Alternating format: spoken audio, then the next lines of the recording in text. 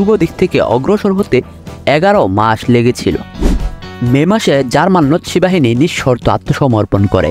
6 August হিরোশিমায় প্রথম পারমাণবিক বোমা নিক্ষেপ করা হয় এবং পারমাণবিক বোমা দ্বিতীয়টি নিক্ষেপ করা হয় নাগাসাকিতে 9 আগস্ট। জাপান 15 আগস্ট আত্মসমর্পণ করে এবং 2 সেপ্টেম্বর নথিতে স্বাক্ষর করে।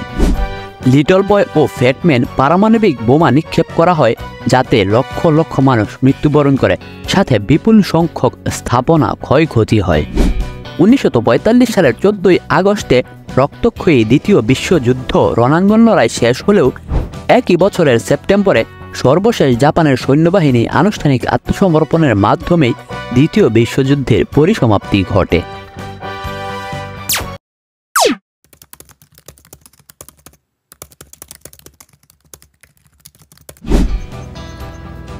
1939 সাল 23